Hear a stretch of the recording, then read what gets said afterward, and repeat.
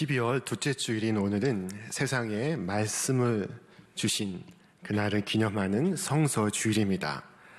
말씀이 육신이 되어 우리에게 오신 주님을 기리는 이 대림절 절기 속에 성서 주일을 우리는 지키고 있습니다. 대한민국은 초기 선교 과정에서 다른 나라와 다른 독특한 성경 전례의 역사를 갖고 있습니다. 선교사가 조선 땅을 밟기 이전 성경이 먼저 번역된 것입니다. 대원군 집권 3년 차인 1866년 평양 대동강에 도착한 미국의 상선 제너럴 셔먼호에는 스코틀랜드 성서공회 소속의 로버트 토마스 선교사가 승선하고 있었습니다. 이분이 한국 개신교 역사상 최초의 선교자입니다. 당시 이 셔먼호와 조선군 사이에 무력 충돌이 발생했습니다. 배는 순식간에 화염에 휩싸이게 되었고 토마스 선교사는 강물로 뛰어내렸습니다. 그는 품에 몇 권의 성경책을 품고 있었습니다. 그는 곧 조선군에게 생포되었고 그의 처형은 즉시 집행되었습니다. 그 임무를 맡은 조선 군사가 바로 박춘권이라는 사람입니다. 이 박춘권이 칼을 뽑아 들자 토마스는 그에게 성경책을 건네주며 두 손을 모아 마지막 기도를 올렸다고 합니다. 비록 조선 땅에 그가 본격적인 선교를 이룰 수는 없었지만 그는 27살의 꽃다운 나이에 순교를 하였습니다. 그러나 그가 전해준 성경을 통해서 조선엔 비로소 복음의 문이 열리게 되었습니다. 훗날 그를 죽인 박춘권이 그날의 일을 회상합니다. 내가 서양 사람을 죽이는 중에 한 사람을 죽인 것은 내가 지금 생각할수록 이상한 감이 있다. 내가 그를 찌르려고 할 때에 그는 두 손을 마주 잡고 무슨 말을 한 후 붉은 배를 입힌 책을 가지고 웃으면서 나에게 받으라 권하였다. 그러므로 내가 죽이기는 하였으나 그 책을 받지 않을 수가 없어서 받아왔노라. 이 박춘권은 훗날 평안도 안주교회의 장로가 됩니다. 또한 토마스 선교사가 참수당하기 직전 다른 사람에게도 성경이 건네졌는데 그 성경이 박영식이라는 평양성 관리에게 전달되었습니다. 그는 성경을 보고 참 좋아했습니다. 당시엔 책이나 종이가 귀하던 시절이었습니다. 그는 한문 성경을 찢어 그의 벽에 도배를 합니다. 그렇게 해놓고 아침에 눈을 뜨고 보고 저녁에 자기 전 보았습니다. 몸을 이리 뒤척이며 보고 저리 뒤척이며 보았습니다. 그는 보일 때마다 도배된 성경을 읽다가 예수를 믿게 되었습니다. 그리고 얼마 안 되어 성경으로 도배한 그의 집은 평양 장대현 교회가 됩니다. 그리고 그 교회에서 한국 복음화를 이룬 1907년 대부흥운동이 일어나게 되었습니다. 토마스 선교사님 이후 성경은 본격적으로 우리말로 번역되기 시작했습니다. 중국 심양에서 로스 목사님을 중심으로 맥킨타이어 선교사와 한국인 이응찬, 백흥준, 서상윤, 이성하 등이 누가복음과 요한복음을 각각 낱권으로 번역했습니다. 지금 보시는 이 사진은 우리말 최초의 한글 성경 누가복음입니다. 신구약 성경을 완역해낸 1911년은 우리말 성서 번역사에 있어서 획기적인 시점으로 볼 수 있습니다. 바로 이 책입니다. 자, 한국교회의 초기 역사는 실로 성경 번역의 역사와 성경 보급의 역사라고 말할 수 있습니다. 성경의 번역과 함께 한국어 사전이 편찬되고 한국 언어의 발전도 크게 이룰 수 있었습니다. 그동안 많은 번역이 이루어졌고 이제 성경은 전 세계적인 베스트셀러가 되었습니다. 그러나 이 성경은 참 아이러니한 운명의 책입니다. 세계적인 베스트셀러인 성경은 잘 팔리는 만큼 잘 읽히지 않습니다. 가장 많이 팔렸지만 가장 경청되지 않는 책이기도 합니다. 그러나 오늘 본문 속에서 주께서 말씀하십니다. 그러므로 누구든지 나의 이 말을 듣고 행하는 자는 그 집을 반석 위에 지은 지혜로운 사람 같으리니 비가 내리고 창수가 나고 바람이 불어 그 집에 부딪히되 무너지지 아니하나니 이는 주추를 반석 위에 놓은 까닭이요 나의 이 말을 듣고 행하지 아니하는 자는 그 집을 모래 위에 지은 어리석음 같으리니 비가 내리고 창수가 나고 바람이 불어 그 집에 부딪힘에 무너져 그 무너짐이 심하니라. 세상엔 두 종류의 건축가가 있다고 주께서 말씀하십니다. 하나는 지혜로운 건축가요, 또 하나는 어리석은 건축가입니다. 지혜로운 건축가는 반석 위에 집을 짓지만 어리석은 건축가는 모래 위에 집을 짓습니다. 모래 위에 집을 짓는 일은 더 빠르고 덜 힘듭니다. 그러나 반석 위에 집을 짓는 것은 힘이 더 들고 시간이 더 소모됩니다. 여러분은 어떤 인생의 집을 지어가고 계십니까? 땅 위에 이 두 집은 언뜻 같아 보일지 모르지만 한 집은 욕망의 터 위에 있고 다른 한 집은 말씀의 토대 위에 있습니다. 평상시에는 그 차이를 볼 수 없습니다. 하지만 하나님의 때가 이르면 그 차이가 확연히 드러나게 될 것입니다. 7장 25절과 27절에 공통적으로 등장하는 말씀, 비가 내리고 홍수가 나고 바람이 불어 각각의 집에 들이닥칩니다. 그리고 그 결과는 천양지차입니다. 반석 위에 세운 집은 건재하지만 모래 위에 세운 집은 무너지되 그 무너짐이 심합니다. 구약성경 창세기는 세상을 지으신 세상의 원 역사를 말씀하시고 이후에 두 사람의 인생 집을 짓는 장면을 소개하고 있습니다. 한 사람은 아브람입니다. 하나님께서 아브람을 부르시며 말씀하십니다. 너는 네가 살고 있는 땅과 네가 난 곳과 너희 아버지의 집을 떠나서 내가 보여주는 땅으로 가거라. 내가 너로 큰 민족이 되게 하고 너에게 복을 주어서 내가 크게 이름을 떨치게 하겠다. 너는 복의 근원이 될 것이다. 너를 축복하는 사람에게는 내가 복을 베풀고 너를 저주하는 사람에게는 내가 저주를 내릴 것이다. 땅에 사는 모든 민족이 너로 말미암아서 복을 받을 것이다. 이에 아브라함은 하나님의 말씀을 쫓아 그의 본토와 친척과 아비의 집을 떠나 하나님께서 지시하시는 땅으로 나아갑니다. 묻거나 따지지 않고 길을 나섭니다. 성경은 한 줄로 그 장면을 소개하고 있습니다. 아브라함은 주님께서 말씀하신 대로 길을 떠났다. 그는 그렇게 길을 떠났지만 동시에 말씀 속에 뿌리를 내리고 있었습니다. 그 말씀은 그에게 주신 하나님의 약속의 말씀입니다.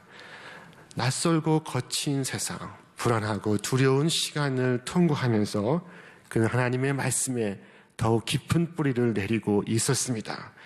그는 약속의 말씀을 의지하여 앞으로 나아갑니다. 히브리서 10장 23절의 말씀, 또 약속하신 이는 미쁘시니 우리가 믿는 도리의 소망을 움직이지 말며 굳게 잡고 하신 이 말씀은 바로 아브라함이 걸어간 길을 설명하고 있습니다. 아브라함은 말씀을 지팡이 삼고 말씀을 나침판 삼아서 4200리 순례의 길을 나섭니다. 주님의 말씀은 그가 걷는 인생의 길을 환히 비추어주는 불이 되어 주었습니다. 그런데 그와는 다른 집을 짓는 이가 있습니다. 그는 아브라함의 조카 롯입니다. 롯은 삼촌 아브라함이 길을 떠날 때 함께 길을 나선 인물입니다. 성경 세번역은 다음과 같이 기록하고 있습니다.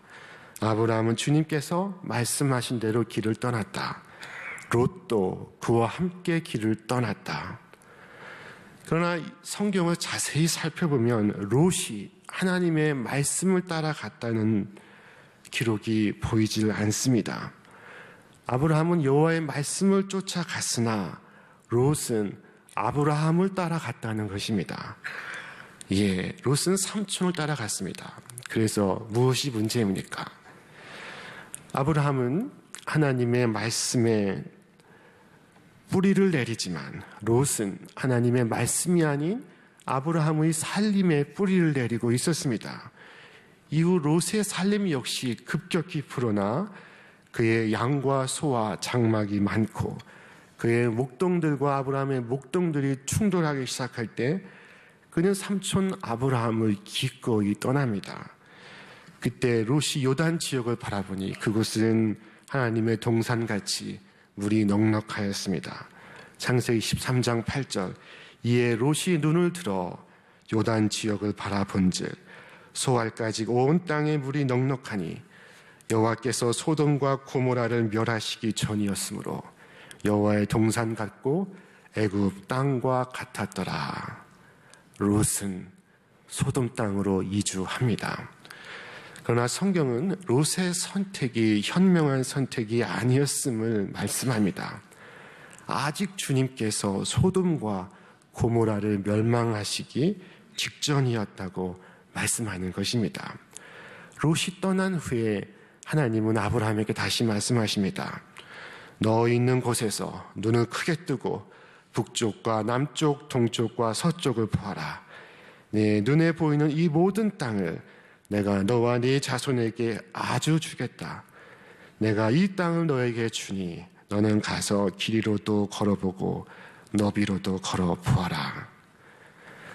자, 요단 평지 소돔과 고모라를 바라보는 롯의 눈길과 하나님의 지시에 의해 사방을 두루 둘러보는 아브라함의 눈길은 서로 같은 듯하지만 사실은 다른 눈길이었습니다. 하나는 욕망을 쫓는 이의 눈길이고 다른 하나는 말씀을 따라가는 이의 눈길입니다. 아브라함은 하나님의 말씀을 쫓아 나아갔지만 롯은 하나님의 뜻을 구하거나 찾지 않습니다. 그렇게 아브라함은 말씀의 토대 위에 인생의 집을 지어갔고 롯은 자신의 욕망 위에 집을 지어갔습니다. 그런데 어느 날 동방의 5 왕이 연합해서 롯이 사는 곳으로 침입합니다. 그리고 롯의 재산을 몰수하고 롯을 생포해 갑니다. 그때 아브라함은 생명을 걸고 싸워 롯의 생명과 롯의 재산을 구해냅니다. 그런데 얼마 후 하늘로부터 소돔과 고모라의 유황불이 떨어질 때는 결국 롯의 집이 견디지 못하고 풍비박산이 납니다. 그의 아내는 소금 기둥이 되고 그의 2 딸은 과부가 되고 그 자신은 술로 정신을 아주 놓아버리고 맙니다. 비가 내리고 홍수가 나고 바람이 불매 그의 집이 부딪혀 그의 집은 심히 무너져 내렸습니다. 오늘 우리가 짓는 인생의 집의 기초는 하나님의 말씀이 되어야 합니다. 그것이 아무리 근사해 보여도 하나님의 말씀을 대신하는 사람이나 사상이나 사물은 아브라함이 떠나도록 명을 받은 곧 우상에 둘러싸인 아비집이요 본토요 친척의 집인 것입니다. 롯은 삼촌과 함께 고향을 떠났지만 그는 여전히 떠나지 않고 있었습니다. 그에게 있어 삼촌 아브라함은 익숙한 삶의 연장이었습니다. 삼촌과 함께 떠났지만 그는 그의 우상을 떠나지 않고 있었습니다. 그의 인생의 토대는 반석 되신 하나님의 말씀이 아니라 모래알과 같은 인간의 욕망이었습니다. 말씀에 뿌리가 없었던 그의 집은 결국 크게 무너져 내렸습니다.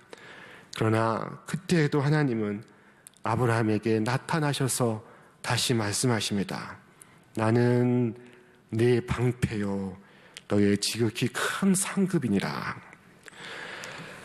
여러분, 지난 2016년 무엇이 여러분의 뿌리가 되어 주었습니까? 다가올 새해는 그 무엇보다 하나님의 말씀에 더욱 깊이 뿌리를 내리시기를 바랍니다. 우리 삶의 공력이 드러나는 날이 마침내 다가올 것입니다. 예수님께서 바람과 홍수를 비유로 말씀하셨다면 사도 바울은 불을 통해 비유로 설명합니다. 만일 누구든지 금이나 은이나 보석이나 나무나 풀이나 짚으로 이 터 위에 세우면 각 사람의 공적이 나타날 터인데 그 날이 공적을 밝히리니 이는 불로 나타내고 그 불이 각 사람의 공적이 어떠한 것임을 시험할 것임이라. 그때 자신이 지은 집이 그대로 남는 이들도 있을 것이고 다 타버려 사라지는 이들도 있을 것입니다. 물이든 불이든 그것이 상징하는 것은 삶의 시련입니다. 그러나 하나님의 말씀을 토대로 삼는 사람은 시련의 시간이 다가와도 쉽게 무너지지 않습니다. 시련은 누구에게나 고통스러운 것이지만 그것이 말씀의 사람을 영 흔들어 놓을 수는 없습니다. 하나님의 말씀이 그의 밑받침이 되기 때문입니다. 말씀이 그의 저력입니다. 그는 위기가 닥쳐와도 넘어지거나 세파에 떠밀려 가지 않습니다. 말씀은 그의 영혼의 닷과 같습니다. 말씀은 그의 밑힘이요 밑받침입니다. 밑바닥 힘인 것입니다. 이 재림절에 말씀이신 하나님께서 육신이 되어 우리 가운데 임하셨습니다. 요한복음 1장 14절 말씀이 육신이 되어 우리 가운데 거하심에 우리가 그의 영광을 보니 아버지의 독생자의 영광이요 은혜와 진리가 충만하더라. 이 땅에 임하신 주님의 말씀에는 권위가 있습니다. 예수님께서 오늘 본문에 말씀을 마치실 때 무리들은 크게 놀랐습니다. 예수께서 말씀을 마치심에 무리들이 그의 가르치심에 놀라니 이는 그 가르치시는 것이 권위 있는 자와 같고 그들의 서기관들과 같지 아니함일러라. 주님의 가르침을 들은 사람들은 놀랐습니다. 예수님의 말씀엔 권세가 있었습니다. 권세 있는 주님의 말씀은 사건을 일으킵니다. 주님은 그 말씀으로써 악한 귀신 들린 사람에게서 귀신을 내어 쫓으셨습니다. 귀신은 그에게 경련을 일으켜 놓고 큰 소리를 지르며 떠나갔습니다. 사람들은 모두 놀라서 말합니다. 이게 어찌된 일이냐? 권위 있는 새로운 가르침이로다. 그가 악한 귀신들에게 명하시니 그들도 복종하는구나. 권위 있는 주님의 말씀은 그와 같습니다. 말씀으로 세상을 창조하신 하나님의 권능이 예수님을 통해서 구현되고 있었습니다. 세상의 부정을 몰아내고 혼란을 일소시키고 있었습니다. 말씀을 통해 절망은 희망으로 바뀌고 혼돈은 질서로 바뀌며 미움은 사랑으로 변하고 있었습니다. 주님의 말씀은 놀라운 사건이 되고 또한 놀라운 역사가 됩니다. 이제 약 보름 후면 2017년 종교개혁 500주년을 맞습니다.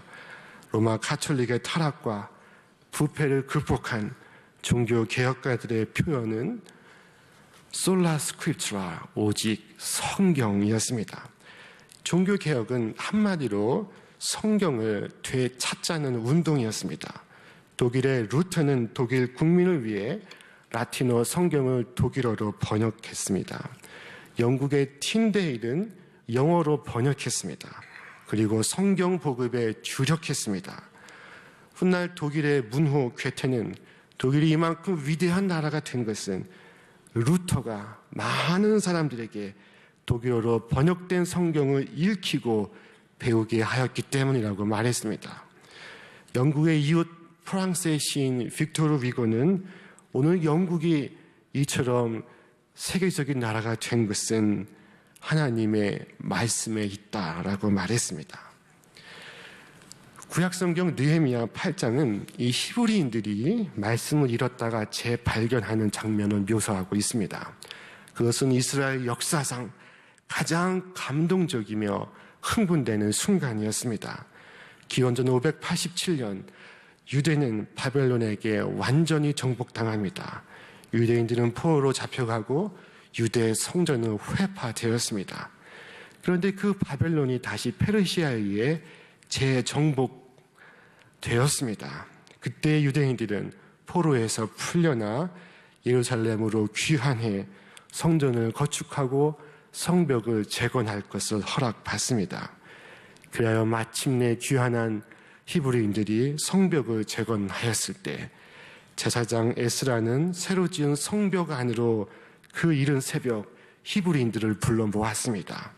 그는 웅성거리는 남녀 회중, 그날 소집된 알아들을 만한 모든 사람들에게로 걸어 들어가 임시로 만든 나무 단 위에 서서 거룩한 책을 펼쳤습니다. 에스라가 두루마리를 펼칠 때 회중은 모두 조용히 자리에서 일어섰습니다. 그들은 말씀이 한 절 한 절 읽혀질 때마다 손을 들고 아멘, 아멘 하고 외쳤습니다. 이 새벽부터 시작된 말씀 낭독은 정오까지 이어졌습니다. 그들은 잊혀졌던 하나님의 말씀을 다시 들으면서 눈물을 흘렸습니다. 하나님의 말씀을 들으면서 모두가 함께 울었습니다. 그 감동적인 장면을 우리가 함께 봉독하도록 하겠습니다. 7째 달 초하루에 제사장 에스라가 율법책을 가지고 회중 앞 곧 남자나 여자나 알아들을 만한 모든 사람 앞에 이르러 수문 앞 광장에서 새벽부터 정오까지 남자나 여자나 알아들을 만한 모든 사람 앞에서 읽음에 뭇 백성이 그 율법책에 귀를 기울였는데 그때 학사 에스라가 특별히 지은 나무 강단에 서고 모든 백성 위에 서서 그들 목전에 책을 펴니 책을 펼 때 모든 백성이 일어서니라. 에스라가 위대하신 하나님 여호와를 송축하며 모든 백성이 손을 들고 아멘 아멘 하고 응답하고 몸을 굽혀 얼굴을 땅에 대고 여호와께 경배하니라. 이 히브리인들은 잊혀진 하나님의 말씀을 다시 들으면서 자신의 정체성을 깨달아 알아가기 시작했습니다. 오랫동안 잊고 있었던 하나님의 말씀을 들으면서 자신들의 조상을 기억하고 자신들이 누구인가를 알아가기 시작했습니다. 그들은 자신들이 곧 하나님의 백성이며 진실로 책의 백성임을 다시금 이해하기 시작했습니다. 성경을 통해 그들은 조상의 신앙을 회복하고 본래 자신의 정체성을 발견하고 있었습니다. 오늘 우리가 듣는 이야기가 곧 우리의 정체성을 결정합니다. 성경의 이야기에 귀를 기울이는 동안 우리는 하나님의 구원사의 일부가 될 수 있습니다. 유대인들이 나라를 잃고 떠돌면서도 가는 곳마다 회당을 세운 것은 이 성경의 말씀을 읽고 또한 배우기 위함이었습니다. 자, 말씀이 육신이 되신 주님처럼 우리도 말씀이 화육하는 삶을 살아가야 할 것입니다. 무디는 다음과 같이 말했습니다. 100사람이 있다면 그 가운데 한 사람은 성경을 읽고 나머지 99사람은 글을 읽는다. 자, 예수 믿는 사람이 100사람이 있습니다. 그 가운데 한 사람이 성경을 읽으면 나머지 99명은 글을 통해서 그리스도를 본다는 말인 것입니다. 자, 그처럼 주님의 말씀이 오늘 우리의 삶을 통해 이 세상에 임하기를 기원합니다. 주님께서 오신 이 계절에 말씀 위에 인생의 집을 지어가며 말씀을 따르고 말씀을 이루시는 삶 살아가시기를 기원합니다. 올 한 해 우리 교회는 성경연구원을 운영하고 또한 성경 공부와 성경대학을 진행하였습니다. 이외에도 교우들 가운데는 성경을 매일 일과처럼 쓰시는 분들이 계십니다. 노트에 꼼꼼히 적으시는 분도 계시고 컴퓨터로 치는 분도 계십니다. 특별히 내년엔 규칙적인 성경 읽기를 실천하려는 굳은 결심의 표현으로 매 주일 주보에 삽입되는 이 문제풀이에 참여하시기를 바랍니다. 문제를 풀고 함에 넣으시면 점수와 관계없이 연말에 크게 시상할 것입니다. 에스겔 47장에는 에스겔 선지자가 한 가지 환상을 보는 장면을 묘사하고 있습니다. 그것은 하나님의 성전 문지방 밑에서 물이 흘러나오는데 그 물이 불어나서 큰 물을 이루는 모습이었습니다. 그 물이 닿는 곳마다 모든 죽은 것이 살아납니다. 죽은 물고기가 다시 살고 죽은 나무가 살아나고 꽃을 피우며 다시 열매를 맺습니다. 하나님의 말씀이 닿는 곳마다 나라마다 민족마다 가정마다 인생마다 그처럼 살아나는 역사가 일어납니다. 그것이 바로 하나님의 말씀의 역사인 것입니다. 오늘 주님은 지혜로운 건축가는 터를 잘 닦는 사람이라고 말씀하셨습니다. 그는 오직 말씀의 토대 위에 인생의 집을 짓습니다. 오늘 주님의 말씀으로써 여러분의 가정을 세우시고 이 나라를 바로 세우시며 이 땅에서만이 아니라 저 영원한 천국 백성이 되기 위하여 힘쓰시는 천국의 건축가들 다 되시길 주님의 이름으로 축원합니다.